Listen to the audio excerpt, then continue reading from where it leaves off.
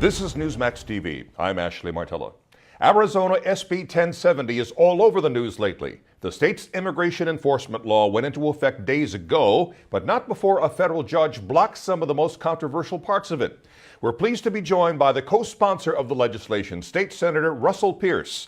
Senator Pierce is himself a highly decorated peace officer. He received a Medal of Valor during his 35 years as an officer of the Maricopa County Sheriff's Department. He rose to the position of Chief Deputy Sheriff.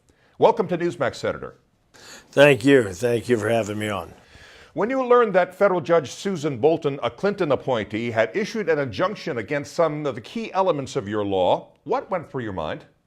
Well, first of all, people need to understand this was a huge win.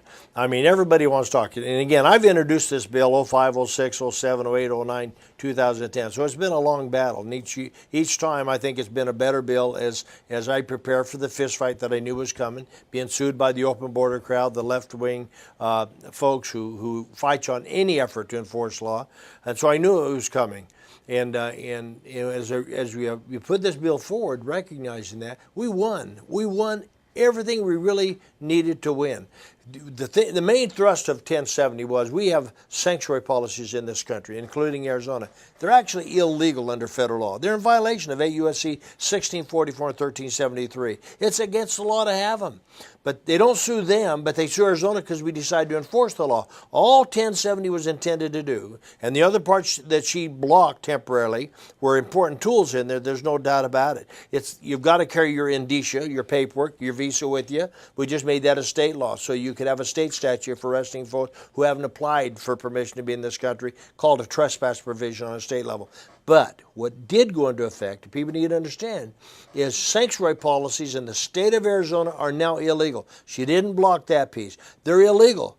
So law enforcement may enforce the federal law to the full extent of the law, which there is never been a preemption, never been a limitation other than political. Law enforcement has inherent authority to enforce immigration laws if it was written into state statute. So we remove those sanctuary political handcuffs off from law enforcement. Now they may enforce the law. And if they don't, I'm a firm believer in one of the founding principles of this nation that was in our founding document.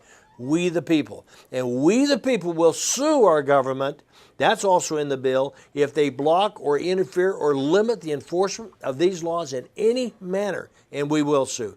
And the other piece stayed in there was a piece on the day labor issue, felony to hire them, 26-year high unemployment. We're going to stop the hiring of illegal aliens and taking jobs from Americans. And if you pick up an illegal alien day labor, you're going to go to jail. Did Arizona have sanctuary cities, Senator? Absolutely. Phoenix Mesa, Phoenix Mesa, Chandler, Tucson, and some others. Yes, sir, absolutely. Okay, and please tell us about what the law says about the sanctuary cities. It says that you will not have a policy that limits or restricts law enforcement in any capacity to enforce these laws. And as I've said, there has never been a preemption. And so states now have the handcuffs off. Every city must rewrite their policy to have no policy restricting or limiting, or they will be sued, up to a $5,000 per day fine for every day that policy stays in effect. All right, talking about the law on Fox News Sunday, Sarah Palin said Governor Brewer has the cojones that our president does not have. How do you react to that comment? Well, I reacted very well to that comment. And again, you ought to understand, I mean, I appreciate the governor's vigilance in its defense. And I was grateful. I was always a little concerned and disappointed what she said on it for 5 days debating to sign it. It would have been signed the day it hit my desk if I'd have been the governor. But since her signing it, this governor has absolutely been vigilant in its defense. And I appreciate that. This is the rule of law. During the debate of 1070, as you know, a good friend of mine on the border, Rob Krentz, was murdered. Right after Napolitano, your Homeland Security Director, said the border is more secure than ever. Simply not true. 15 Phoenix police officers, just to pick on Phoenix, 15 Phoenix police officers murdered and maimed at the hands of illegal aliens. And I can go through the list of victims, and it's a long list. Tracy Kelly, 17-year-old Highland High School, beautiful young lady killed. Chris Miller killed. 15-year-old in Scottsdale raped. 15-year-old in Guadalupe kidnapped or raped. We just sentenced an illegal alien to 160 69 years for multiple child molestations and rapes, breaking into homes and raping, molesting young children. I mean, enough is enough. $2.7 billion a year in Arizona to educate, medicate, and incarcerate. It's about time somebody became vigilant in the defense of the rule of law and the citizens that pay the price for this illegal alien invasion that can no longer be ignored. So a lot of these folks coming in from over the border are not just coming in to pick lettuce, is what you're saying. No, in fact, 20% of them already have criminal convictions, just under 20%.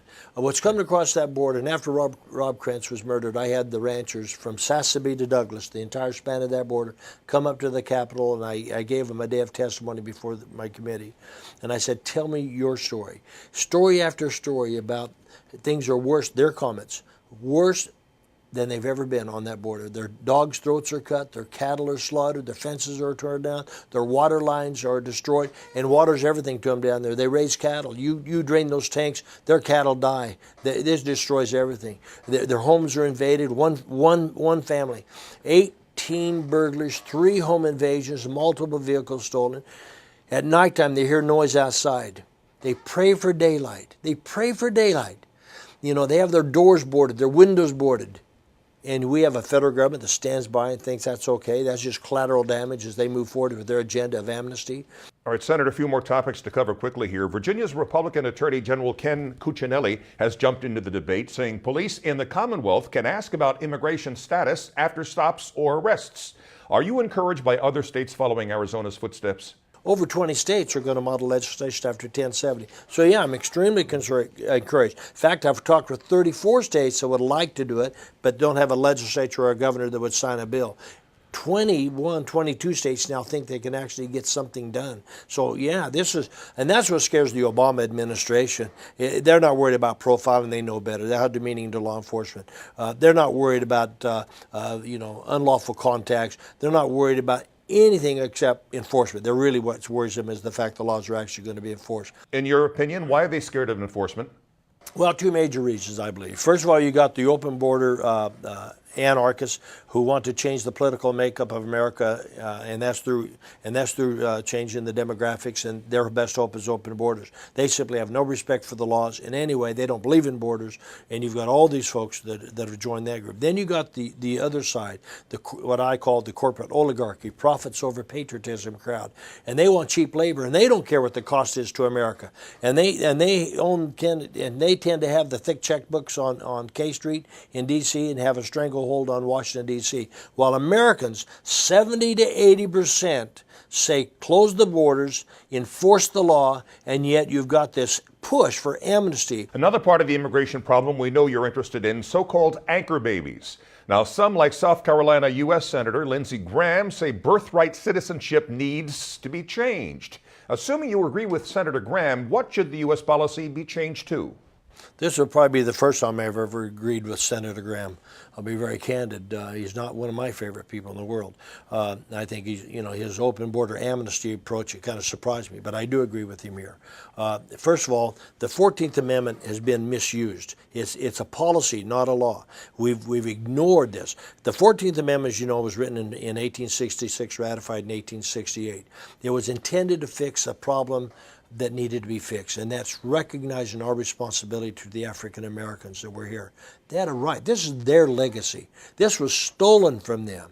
This gave them their rightful place at the table has been abused. It never was intended to be used for aliens, legal or illegal. It's an unconstitutional declaration of citizenship to those born to non-citizens. Senator John Kyle says that when he asked President Obama to secure the border, Obama's response was that if he did it, it would remove the incentive for Republicans to negotiate on comprehensive immigration reform. Now, former Colorado Congressman Tom Tancredo calls that refusal to enforce the law an impeachable offense. What's your take on it? Absolutely. Article 4, Section 4 of the United States Constitution guarantees to every state a Republican form of government and a protection from invasion. What's coming across that border today, even Time Magazine, not a conservative publication at all, recognized 5,000 to 10,000 folks come across that border daily. And what's coming across, like I said, 20% have criminal convictions. Look at the trail cams they have set up. Bales of marijuana, AR rifles slung across their shoulder, the AK-47s and AR-15s. I mean, enough is enough. These are what's coming across are gang members, drug smugglers, human smugglers, child molesters, rapists. Enough is enough. It's an armed invasion. But even if you took the arms, it's still an invasion. It's in violation of the Constitution. It is impeachable. It's his constitutional duty. And he not only neglects to do it, now he's refusing to do it. It is impeachable. All right, as we mentioned earlier, you're a longtime veteran of the Maricopa County Sheriff's Department. There are reports that a Mexican drug cartel has offered $1 million on the head of Sheriff Joe Arpaio. Now, are these threats something your state is prepared to deal with, and are these threats having any impact on enforcement? We've got 23,000 deaths in the last 3 years along that border that are drug-related, 300 to 500 beheadings. These people certainly have no conscience about murder, and they're killing politicians down there. They're killing police officers down there. Certainly, you're right. They are capable of almost anything. That ought to concern everybody. What concerns me is the fact that you got the Justice Department running down to Arizona in mass, trying to follow Sheriff Joe around to see if he violates anybody's rights while he's arresting thousands of these folks. And I'm sure if you want to find fault, you probably can.